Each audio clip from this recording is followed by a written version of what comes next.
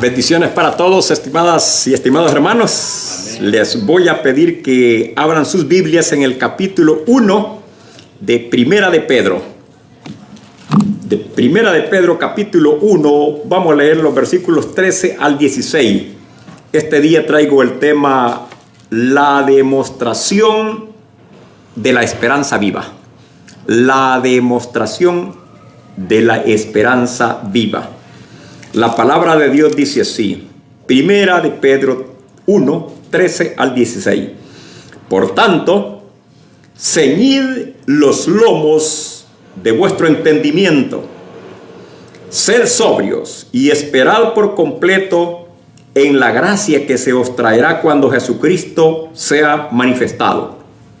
Como hijos obedientes, no os conforméis a los deseos que antes tenías, estando en vuestra ignorancia, sino como aquel que os llamó es santo, sed también vosotros santos en toda vuestra manera de vivir. Porque escrito está, sed santos porque yo soy santo. Oremos. Amado Padre, hemos leído tu santa palabra y me acerco ante tu presencia, Señor, para poder recibir de ti, Señor, la instrucción, para poderla predicar, para poderla explicar en esta tarde. Te pido que bendigas, amado Padre, a todos aquellos que la van a escuchar, que les lleves gozo, Señor, esperanza, y que pueda ser de mucha utilidad, Señor, la enseñanza en su diario caminar. Te lo pido en el nombre de Jesús, tu Hijo amado. Amén. La demostración de la esperanza viva. La esperanza, amados hermanos, distingue a los creyentes. La esperanza es algo, pues, que distingue a los creyentes en Cristo.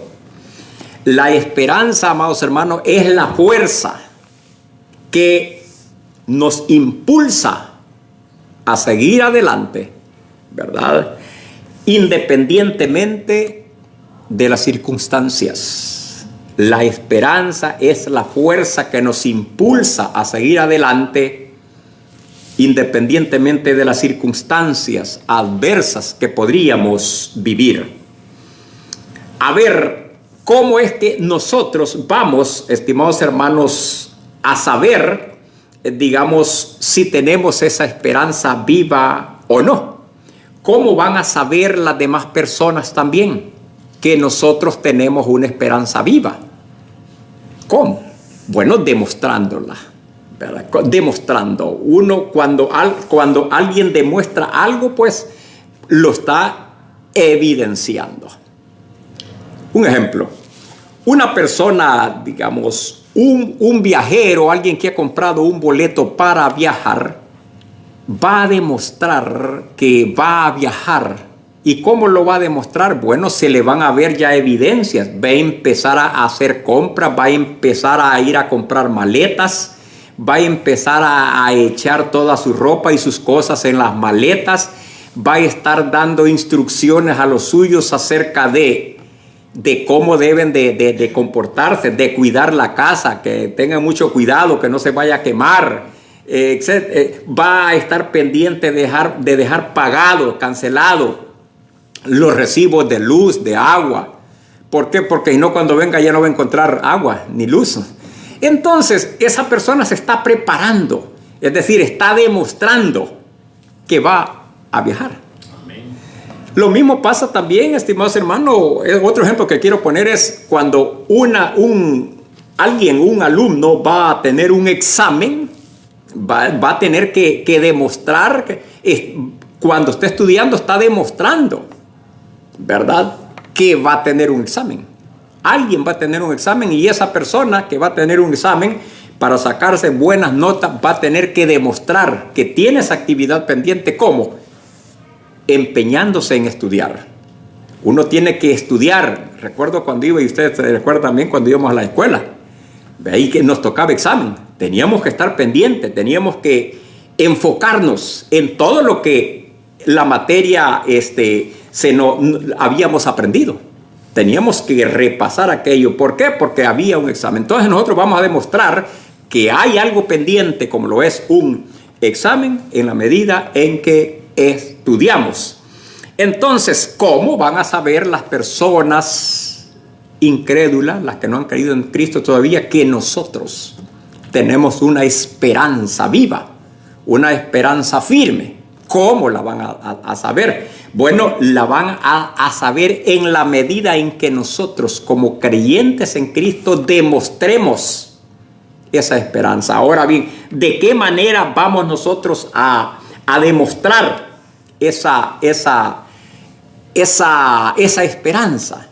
Viviendo, estimados hermanos, conforme a la voluntad de Dios, ¿verdad? Enfocándonos en los asuntos de Dios, teniendo la mira en las cosas de Dios, tratando cada día de agradar a Dios y viviendo en armonía con los hermanos, viviendo en armonía con nuestro prójimo. Entonces, ya vamos a empezar a desglosar acerca de lo que Pedro nos dice en este escrito, para que vamos a ver algunas de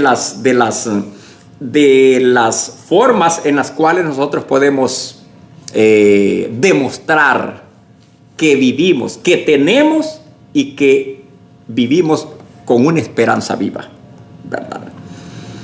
El apóstol Pedro está escribiendo aquí a la iglesia, estimados hermanos, a una iglesia. Él escribe esta carta, ¿para qué? Con el objetivo de animarlos. ¿Por qué? Porque cuando Pedro escribió esto a sus destinatarios, estaban viviendo una vida dificultosa. Estaban viviendo bajo persecución, bajo tribulación, donde la esperanza se podía caer, donde la esperanza se podía esfumar debido a tanto ataque por un lado y por otro y por otro. Entonces, esa era la situación que la iglesia estaba viviendo. Eran atacados desde diferentes puntos estos cristianos, por parte del gobierno, por parte de los vecinos, en fin, estaban recibiendo ataques de todos lados, desde todos lados. Entonces el apóstol Pedro pues viene y les habla, les escribe a ellos, ¿para qué? Para que recordarles acerca de la posición que ellos tienen en Cristo Jesús. Estar en Cristo Jesús es un gran privilegio que no cualquiera lo va a entender, ¿verdad? Hasta que se conoce a fondo la Sagrada Escritura y se conoce la voluntad de Dios. Hasta entonces se va a comprender, se va a entender y se va a vivir esa realidad. Entonces el apóstol Pedro viene y les recuerda esa realidad. Les recuerda la posición que tienen en Cristo. Y por lo tanto los está animando. Les va a hablar con mucho énfasis en cuanto a la esperanza que tienen. Porque principalmente en los momentos de tribulación, la esperanza debe de animar a cada uno de nosotros, sabiendo que la esperanza que tenemos no es una esperanza muerta, es una esperanza viva. Es una esperanza viva. Entonces, cuando se está viviendo principalmente en persecución, en tribulación, hay que mantener siempre esa esperanza. ¿Por qué? Porque la esperanza, la que nosotros tenemos, no es una esperanza vacía, hueca, muerta, sino que es una esperanza viva. En el versículo 3, Él les ha estado hablando eso. Han sido llamados para una esperanza viva. Una esperanza que nosotros hoy en día tenemos también, ¿verdad? No solamente ellos, nosotros también, porque al igual que ellos que habían creído en Cristo, nosotros también hemos creído en Cristo Jesús. Entonces, los insta ahora a demostrar esa esperanza. Si ellos iban a estar todos tristes, todos quejándose allí, no iban a estar demostrando que tenían esa esperanza, ¿verdad? Sino de que iban a vivir una vida pues diferente. Los está pues preparando a ellos, los está animando para que sigan adelante. Entonces, en los versículos del 3, capítulo 1, versículo del 3 al 12, Él les ha hablado acerca de ¿qué? De una herencia. El apóstol Pablo en su en el propósito que tiene, el objetivo que tiene de animarlos, les ha estado hablando, después del saludo les ha estado hablando, los versículos del 13 al 12, les ha estado hablando acerca de una herencia incorruptible que tienen en los cielos. Él les ha estado hablando de eso, es parte, digamos, del contexto del contexto inmediato acerca de lo que les va a seguir hablando ya a partir del versículo 13. El contexto general, ya les acabo de mencionar, era precisamente un ambiente hostil, un ambiente de persecución que la iglesia tenía en ese entonces, y que su fe estaba siendo atacada y a punto de sucumbir. Por lo tanto, fue necesario, y Dios en su soberanía hizo posible que Pedro escribiera este escrito para darles ánimos a esos creyentes y seguir dando ánimo a través de la historia, aún en el presente, ¿verdad? Entonces, él, repito, les ha estado hablando acerca de eso, de la herencia incorruptible que tienen por haber creído en Cristo Jesús. Les he estado hablando de esa esperanza, de esa herencia incorruptible en los cielos, reservada para todos aquellos que han creído en Cristo Jesús. Luego, ya en el versículo 13 les dice, por tanto, y es allí donde yo empecé la lectura. Después de haberles estado hablando acerca de esa esperanza que deben tener, tomando en cuenta esa promesa que ha hecho Dios de esa herencia incorruptible, tomando en cuenta todo ese cúmulo de bendiciones, les dice, por tanto, o en virtud de todo lo que les acabo de decir, en virtud de lo que ustedes tienen, por tanto, a la luz de esa salvación, tomando en cuenta todo lo que les he dicho, tomando en cuenta todo lo que deben saber, les dice allí, deben ellos ¿qué? Dice allí, por tanto, ceñid los lomos de vuestro entendimiento. Les dice el apóstol Pedro. Ceñid, ¿qué es eso de ceñir los lomos de vuestro entendimiento? El apóstol Pablo está usando una imagen, estimados hermanos, acerca de la vestimenta de aquel entonces, donde las personas casi siempre usaban túnicas, ¿va? Entonces una túnica era una vestimenta que llegaba hasta los tobillos, podemos decir. Eso es algo así como nosotros decimos en El Salvador, como un balandrán, ¿verdad? Entonces, ceñirse los lomos, a veces era necesario, la gente en aquel entonces tenía que ceñirse la túnica para algunos propósitos. Si iban a tener que correr, no podían correr con una túnica suelta. Tenían que ceñirse, o decir, socársela, apretársela, amarrársela. ¿Para qué? Subírsela y apretarse esa túnica. ¿Para qué? Para tener más soltura y caminar libremente, correr libremente. Así es que para correr, para trabajar, aún para pelear, tenían que hacer eso. Tenían que socarse esa túnica. Cuando habla de ceñir, vea, los lomos está hablando de una preparación. Cuando alguien iba a pelear, cuando alguien iba a emprender una carrera, tenía que prepararse. ¿Cómo? No podía correr con esa túnica suelta, porque se iba a enredar y se iba a caer. Entonces es la imagen de que el apóstol Pedro está tomando para hablar. Entonces aquí le está hablando acerca de ceñir los lomos de vuestro entendimiento. En otras palabras, les está diciendo que se preparen, que preparen su mente. Que preparen su mente. ¿Para qué? Para, digamos, para la batalla que viene, o la batalla pues que están viviendo. ¿Por qué motivo tenían que preparar la mente? Porque una mente, estimados hermanos, una mente dividida, con pensamientos, digamos, como dice aquí, con entendimientos diferentes, una mente dividida no funciona correctamente. Una mente dividida, una mente que está pensando en el mundo y que está pensando en lo de Dios, no funciona así, ¿verdad? Ceñid los lomos, les dice allí, de vuestro entendimiento. Cuando dice vuestro entendimiento, está hablando de eso, de preparar la mente. porque una mente, repito, dividida es una mente peligrosa que puede hacer caer. La gente debe de enfocarse, el entendimiento debe estar pues bien centrado en las cosas de Dios. No tiene que estar el pensamiento o el entendimiento, no debe estar divagando, ¿verdad?, en varias cosas. Debe estar enfocado en las cosas de Dios. Debe estar enfocado en las promesas de Dios. Y de esta manera la persona va a ser fuerte independientemente de las circunstancias. Eso es precisamente cuando los pensamientos están, digamos, enfocados pues en Dios, la persona va a ser fuerte. Sigue diciendo allí, ser sobrios. Eso nos dice la parte B del versículo 13. Primeramente, por tanto, es decir, por todo lo que les ha dicho, tomad en cuenta las bendiciones, ceñid los lomos de vuestro entendimiento, pónganse en sintonía con Dios, en otras palabras. Que vuestro entendimiento esté acorde a la voluntad de Dios. Le está diciendo, y le sigue diciendo, sed sobrios. ¿Qué significa? Una persona sobria es lo opuesto a una persona ebria, ¿verdad? Como ya de todos nosotros es de conocimiento. Una persona sobria es una persona que razona.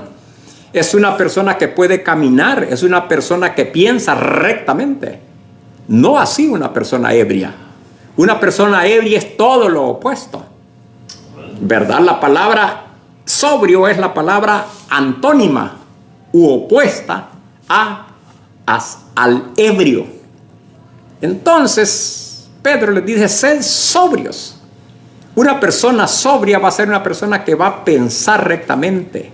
Va a ser una persona que va a estar al día, va a estar vigilando. Una persona ebria no piensa, no razona, camina a la deriva, ¿verdad?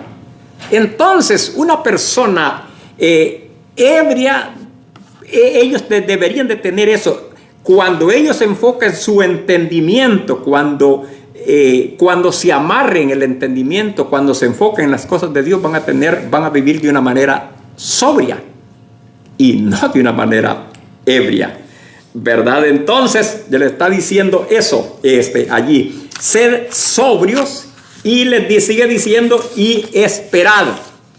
Vea, esperad. ¿En qué tenían que esperar? Allí dice, y esperad por completo. Esperad por completo. No, digamos, no a medias. La espera de aquel que tiene una esperanza viva es precisamente, debe ser completa. Esperad por completo, dice.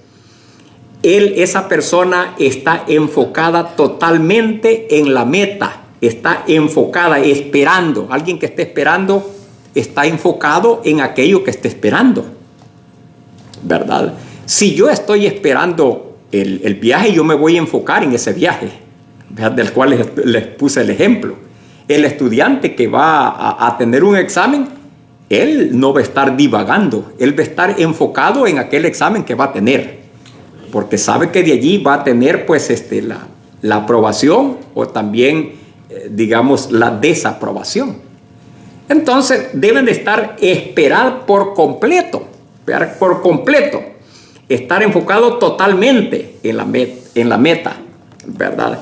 Esperar por completo en la gracia que se os traerá cuando Cristo sea manifestado. La gente, estos cristianos a los cuales Pedro les habló, debían de tener eso en mente, debían de estar esperando su meta completamente en la gracia, en esa segunda venida de Cristo, que es parte de esa gracia venidera. La salvación es una gracia presente. La segunda venida es parte de la gracia de Dios en el futuro que se va a manifestar. Es una manifestación que se va a dar. Y los cristianos debemos tener ese enfoque. Debemos de estar enfocados en eso. Por eso dice allí, y esperar por completo en la gracia que se os traerá. ¿Cuándo? Cuando Jesucristo sea manifestado. Porque aquellos que hemos creído en Cristo Jesús, hemos sido y vamos a ser beneficiarios de ese gran acontecimiento. Somos beneficiarios de las grandes bendiciones en el presente, desde ya. Porque aquellos que hemos creído en Cristo, amados hermanos, todos aquellos que hemos creído en Cristo y que vivimos una vida acorde a la voluntad de Dios, sabemos del gozo, de la paz, de la libertad en la que vivimos, de la seguridad que Dios nos ha dado y nos ha llamado a cada uno de nosotros a compartir esta verdad con las demás personas. Es cierto que muchas personas, una gran parte, pues rechaza estas cosas por su naturaleza pecaminosa. Pero hemos sido llamados pues a compartir esa experiencia, esa verdad que nosotros ya disfrutamos. Entonces, esperad por completo, dice. Entonces, los versículos 14 y 15 dice allí, como hijos obedientes, aquí viene la manera en la cual vamos a demostrar que tenemos una esperanza viva. A partir del versículo 14. Dice, como hijos obedientes, como hijos que tienen esa fe, esa esperanza viva, como hijos como hijos e hijas que tienen esa esperanza viva, dice allí, no os conforméis a los deseos que antes tenías. Y cuando dice que antes tenías, los deseos que antes tenías, estamos hablando, estimados hermanos, de la ignorancia, de cuando estábamos ebrios, podríamos decir, de cuando no razonábamos, ¿verdad? De cuando no se razonaba correctamente. Como hijos obedientes, no os conforméis a los deseos que antes tenías. No sintonices ya con esos pensamientos, porque si tú sintonizas con esos pensamientos y vives acordes a esos deseos que antes tenía, no se va a estar demostrando que tenemos una fe viva, ¿verdad? No se va a estar demostrando. Nosotros vamos a demostrar que tenemos una esperanza viva cuando vivimos acorde a la voluntad de Dios, ¿verdad? Cuando somos inmovibles, cuando no vamos a estar cavilando, cuando nuestra mentalidad no va a estar dividida en dos cosas. Entonces dice, como hijos obedientes, están hablando como hijos obedientes. Habla allí de hijos obedientes. El hijo pues debe ser obediente. Ahora bien, dice, no os conforméis a este siglo. Es decir, ¿qué significa eso de no conformarse a este siglo? Este siglo o este mundo es un molde. No se amolden, en otras palabras, a este mundo. Un molde, ustedes saben lo que puede ser. Dependiendo de cómo esté formado el molde, lo que se eche allí, así va a salir. Amén. Me recuerdo cuando estaba chiquito que me encantaban mucho los helados, no sé, lo que son de la época mía, quizás se acuerdan, que vendían helados, vendían unas cajuelitas por allí y se le echaba allí leche leche con algo más le echaban allí y después salían unos helados, ¿verdad? Depende si era como triángulo la cajuelita, si salía el helado. Lo mismo un queso lo echan allí, cuajada, no sé, cuando los preparan, los echan en un molde. Y de acuerdo a cómo esté ese molde, así va a salir el queso. Porque se ha moldado al molde, valga la redundancia. Entonces, les dice aquí el apóstol Pedro, no os conforméis, es decir, no se amolden, que el mundo no sea un molde para ustedes. Eso es lo que le está diciendo. Cuando el mundo no es un molde para ustedes, ustedes estarán demostrando que están viviendo conforme a esa esperanza viva. Y es lo que le está diciendo. A esa esperanza viva le está mencionando. Entonces, a los deseos que antes tenía, estando en vuestra ignorancia. No se puede. Definitivamente. En la medida, estimados hermanos, en que caminamos, vamos a ser personas que cada día tenemos que imitar más a nuestro Padre Celestial, Ahí dije como hijos obedientes. El hijo casi siempre, ¿verdad?, está imitando a su padre, ¿verdad? Mucho. Por eso es que el Señor Jesucristo dijo en Juan 8:44, si ustedes lo han leído, solo les voy a recordar, en Juan 8:44, el apóstol Pablo se dirigió a unos que aparentemente habían creído en Cristo Jesús, pero que de corazón no lo habían hecho. En Juan 4:44, ¿verdad? El Señor, voy a leer el pasaje bíblico. En Juan 8:44 dice así la palabra de Dios.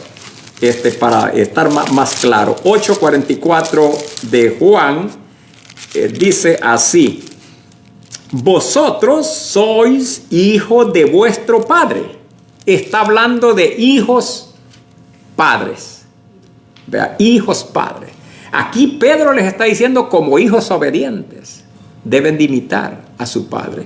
Entonces el Señor Jesucristo a estos aparentes discípulos les dice: vosotros sois de vuestro padre el diablo, y los deseos de vuestro padre queréis hacer. Él ha sido homicida desde el principio y no ha permanecido en la verdad, porque no hay verdad en él. Cuando habla mentira, de suyo habla, porque es mentiroso y padre de mentira. Ellos querían matar a Jesús. Cuando Jesús los quería exhortar, los exhortaba. ¿Por qué hacían eso? Porque ellos no reflejaban, es decir, el carácter del Dios a quien ellos decían tener como padre, que era el Dios del cielo y el creador del cielo y la tierra, ¿verdad? Ellos aparentemente habían creído, pero cuando Jesús los confrontó a que tenían que hacer un cambio, a que tenían que reflejar el carácter de Dios Padre, ellos pues no estaban dispuestos a hacer eso. Entonces Jesús les dijo: ustedes son precisamente hijos no de Dios, sino hijos del otro, hijos del diablo. Entonces aquí Pedro, volviendo nuevamente, le está diciendo como hijos obedientes, le está diciendo, deben de reflejar, en otras palabras, el carácter de Dios. Como hijos obedientes, no os conforméis a los deseos que antes tenían.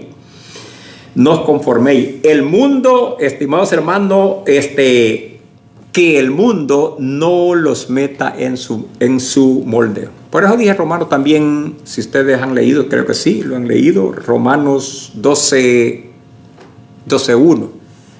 Romanos 12:1 dice acerca habla de las misericordias de Dios. Voy a leer el pasaje bíblico, Romanos 12:1.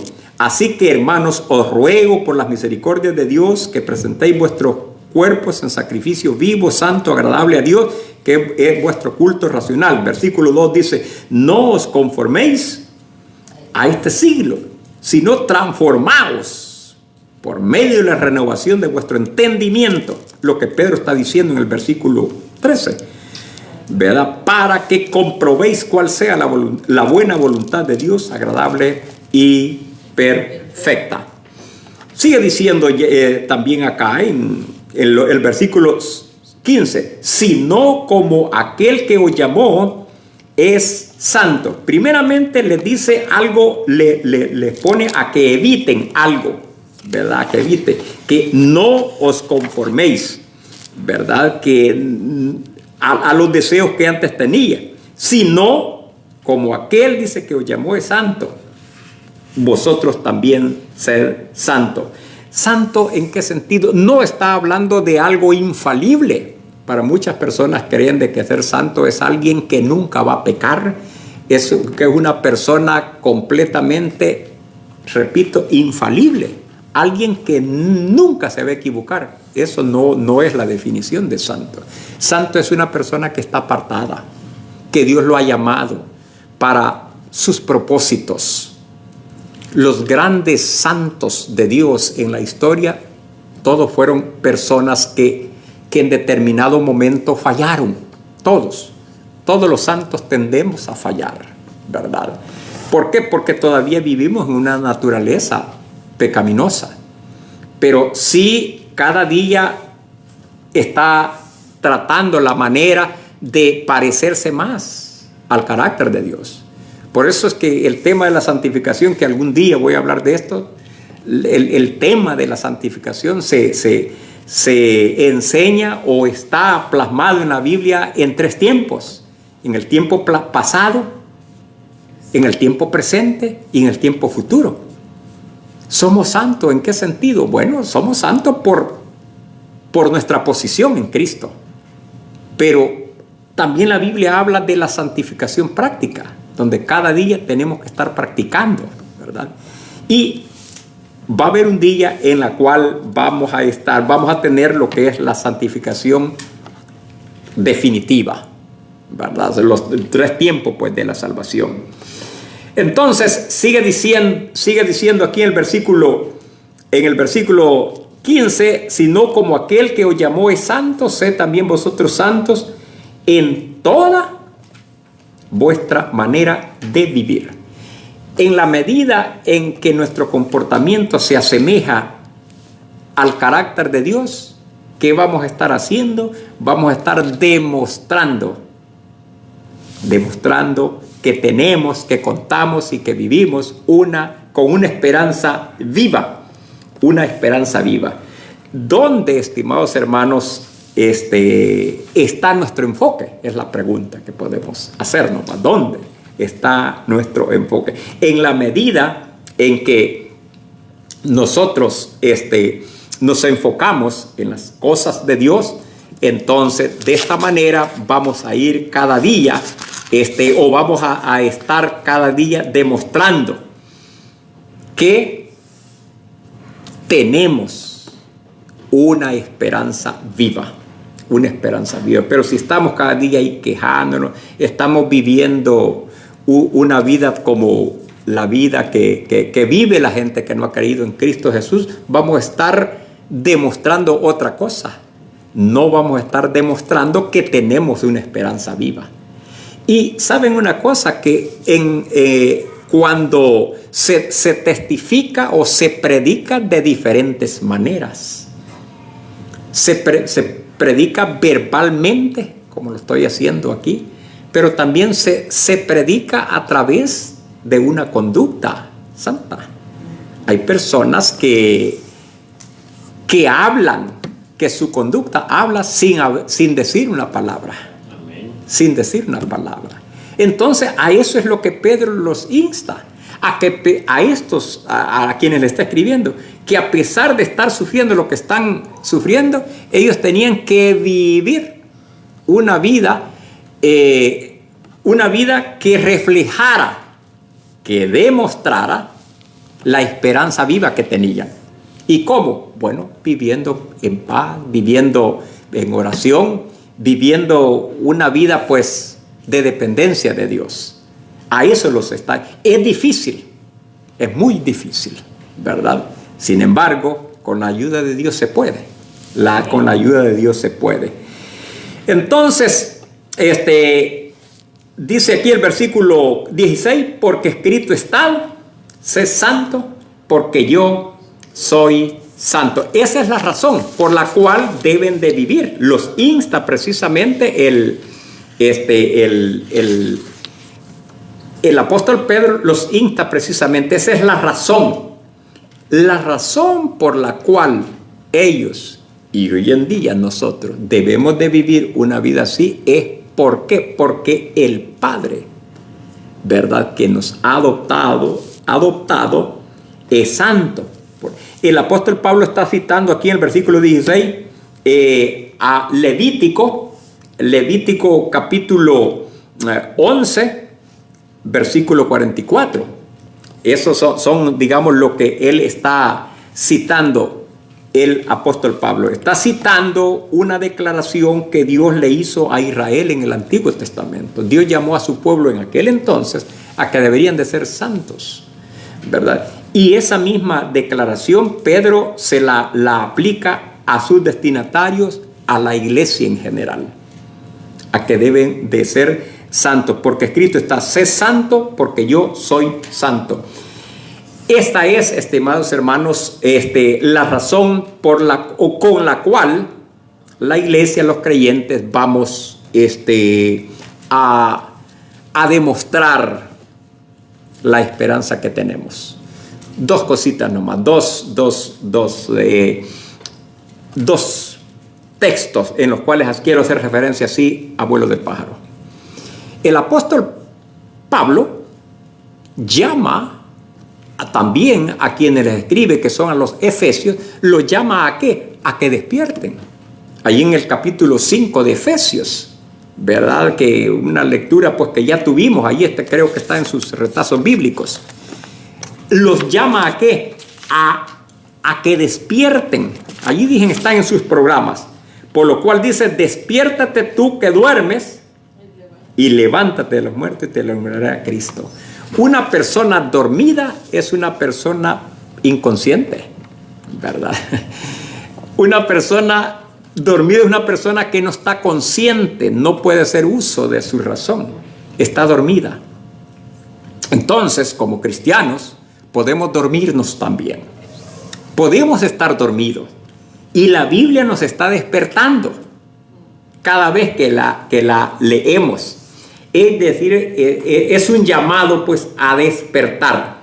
Y dice allí en el Efesios, en Efesios capítulo 5, sigue diciendo, en el capítulo 5 de Efesios, el pasaje que tenemos, como, sí, capítulo 14, capítulo 5 de Efesios, versículo del 14 en adelante, por lo cual dice, despiértate tú que duermes y levántate de los muertos y te alumbrará Cristo.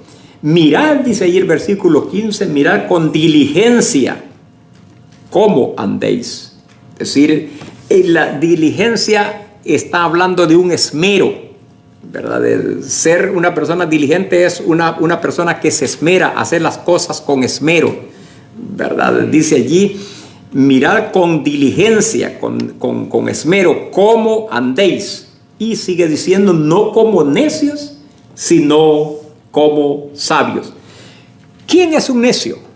Un necio es una persona con una falta de sabiduría procedente de lo alto.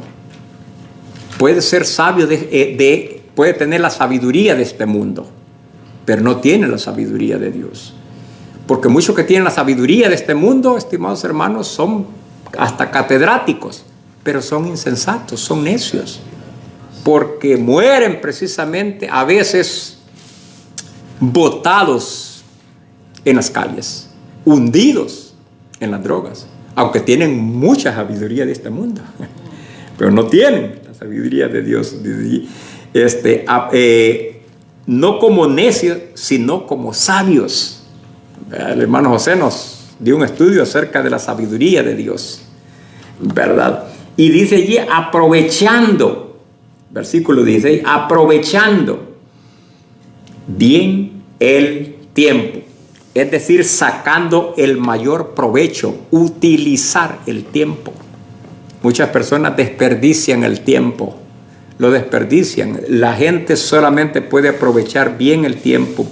El mejor tiempo aprovechado es aquel tiempo que pasamos en contacto con Dios, hermanos. Es el mejor tiempo que se puede tener. Nuestra vida es bien corta. La vida del ser humano es bien corta y no siempre se aprovecha. Veces en los cuales uno puede estar enfermo, los cuales no va a poder aprovechar. Entonces, cada instante que tengamos, aproveche el tiempo. Usted va de viaje. Allí, bueno, aquí casi no se acostumbran a andar en un bus. Si va en un bus, estimados hermanos, y tiene tiempo, saque ahí su celular y lea la Biblia. Lea algún comentario, digamos, serio, ¿verdad? Estudie un versículo bíblico, lea las promesas de Dios, apréndase, memorice el versículo a medida que va caminando. En el momento del descanso, en el almuerzo, hay que aprovechar también. Todos esos espacios hay que aprovecharlos, es aprovechar el tiempo. Nuestro tiempo de vida es bien corto. Aprovechando el tiempo. Dice allí, porque los días, dice, son malos. Así es de que, amados hermanos, también nos habla allí, con esto finalizo, nos habla la Biblia acerca de un rey que sí pudo demostrar que vivía con esperanza, y era el rey Ezequías. Fue un rey, estimados hermanos, que gobernó conforme a la voluntad de Dios. En el capítulo 18, vamos a leer los versículos, del versículo del 3 en adelante, está hablando del rey Ezequías. Dice: hizo lo recto ante los ojos de Jehová, conforme a todas las cosas que había hecho David su padre. Estamos hablando de un rey que estaba demostrando que vivía en armonía con la palabra de Dios, y por ende que tenía una esperanza viva también. Él quitó los lugares altos y quebró las imágenes. ¿Qué está hablando acá? Está hablando de una demostración. Él está actuando, está demostrando que está en sintonía con Dios. Lo que hizo este rey: él quitó los lugares altos y quebró las imágenes y cortó los símbolos de acera, e hizo pedazos la serpiente de bronce que había hecho Moisés, porque hasta entonces le quemaban incienso a los hijos de Israel, y la llamó Neustán. En Jehová, el versículo 5, en Jehová, Dios de Israel, puso el ¿qué? Su esperanza. Él puso su esperanza, no en las cosas de este mundo, aunque era rey. Puso la esperanza en Jehová.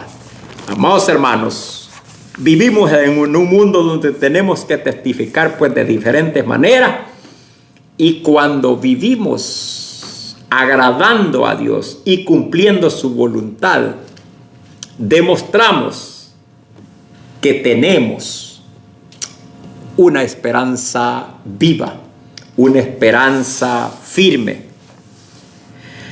como vamos a estar cantando próximamente. Nuestra esperanza está en el Señor. Amén. Que nuestra esperanza no esté en los políticos. Amados hermanos, no esperemos mejorías, sería autoengañarnos. No esperemos, no estemos enfocados en una esperanza en los políticos, en la economía, en la bolsa de valores, en todo. No estemos enfocados en que nuestra esperanza no esté allí, porque esa esperanza no es una esperanza viva, es una esperanza ficticia. Nuestra esperanza debe estar en el Señor. Dios les bendiga.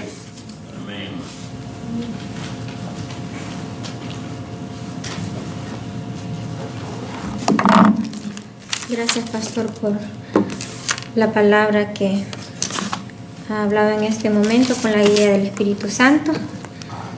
Ahora vamos a leer la lección verídica de este día, que se encuentra en sus boletines, y dice: la esperanza viva no solamente mira hacia el cielo, transforma la manera en que vivimos en la tierra. Amén. Así que la palabra nos ha hablado, nos ha recordado cuál es la voluntad de nuestro Padre. Así que vamos a entonar el último himno de este servicio, y es el 224. Nuestra esperanza está en el Señor.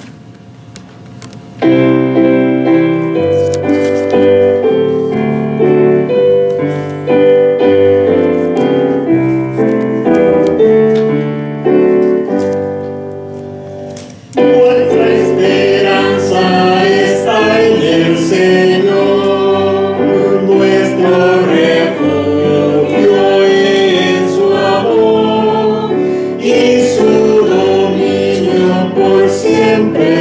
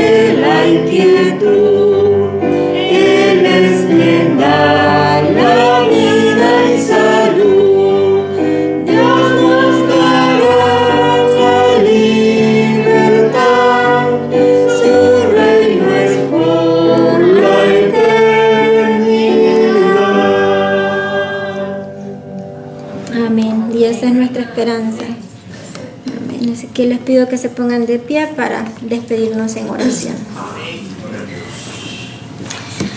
Gracias, Padre, por todo lo que nos ha permitido hacer en esta tarde, en conjunto con nuestros hermanos, que hemos podido adorar, glorificar su santo y bendito nombre. Hemos podido escuchar el consejo de su palabra.